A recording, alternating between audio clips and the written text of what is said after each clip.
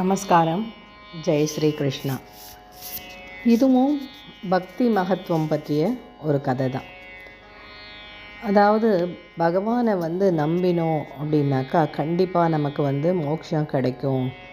அதுக்கு பக்தி தான் முக்கியம், வேறு எதுவுமே முக்கியம் இல்லை. படிப்பு மற்ற விஷயங்கள் எதுவுமே முக்கியம் இல்லை. வெறும் பக்தி மட்டும் இருந்தால் போதும், நம்ம பகவானை அடையலாம் அப்படின்றதுக்கு இந்த கதை ஒரு உதாரணம்.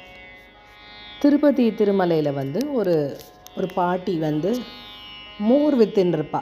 அவள் அவளுக்கு பக்தி பற்றி தெரியாது. அவள் எழுந்துப்பா, சுவாமி கும்பிடுவா, அவளோட வேலை மோர் விற்கிறது, மோர் வித்துன்னுருப்பா. ஆனால் அவளுக்கு பெருமாள் மேலே ரொம்ப தீராத பக்தி இருந்தது. ஒரு நாளைக்கு என்ன ஆச்சு, அந்த இடத்துக்கு ராமானுஜர் அவளோட சீடர்கள் கூட வந்தார்.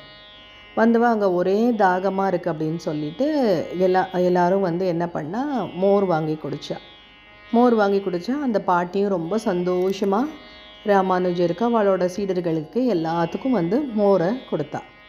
அப்போ கொடுத்தோடனே நம்ம காசு கொடுப்போம் இல்லையா? ஸோ காசு கொடுக்கலாம் அப்படின்னு கொடுக்கும்போது அவள் சொன்னா, சுவாமி உங்களை பார்த்தா பெரிய சுவாமியாக இருக்கு, எனக்கு காசு வேண்டாம், எனக்கு மோட்சம் போகணும், பகவானை அடையணும், அதுக்கு ஏதாவது வழி இருந்தால் சொல்லுங்கோ சுவாமி அப்படின்னு அவள் கேட்டாள்.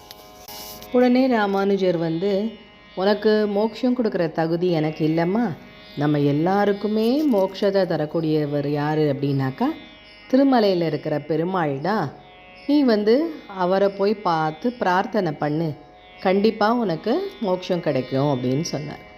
அப்போ அந்த பாட்டி ரொம்ப இன்னசென்ட் இல்லையா? ஸோ அவள் கேட்டா, அங்கே போய் பார்த்தா அவர் பேச மாட்டாரே, நான் என்ன பண்ணட்டும் அப்படின்னா. உடனே அவர் இருமா, நான் நீங்கள் எனக்கு ஏதாவது சிபாரிசு லெட்டர் மாதிரி ஏதாவது கொடுக்க முடியுமா அப்படின்னு.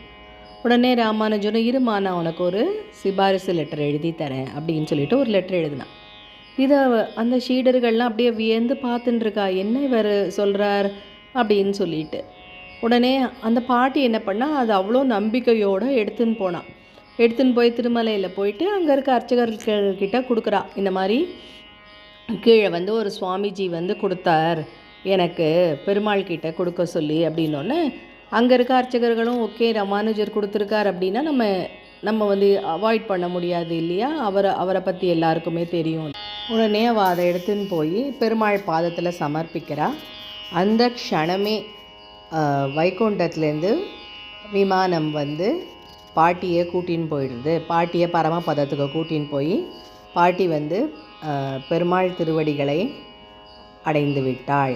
இதுலேருந்து நமக்கு என்ன தெரியுது அப்படின்னாக்கா, நம்ம பக்தியோட ஒரு நம்பிக்கையோடு நமக்கு என்ன வேண்டுறோமோ, நமக்கு என்ன வேணும்னு நினைக்கிறோமோ அதை பெருமாள் கண்டிப்பாக நமக்கு நிறைவேற்றி வைப்பார் அப்படின்னு நம்ம தெரிஞ்சுக்கலாம். தன்யவாதக. ராம் ராம். ஜெய் ஸ்ரீ கிருஷ்ணா.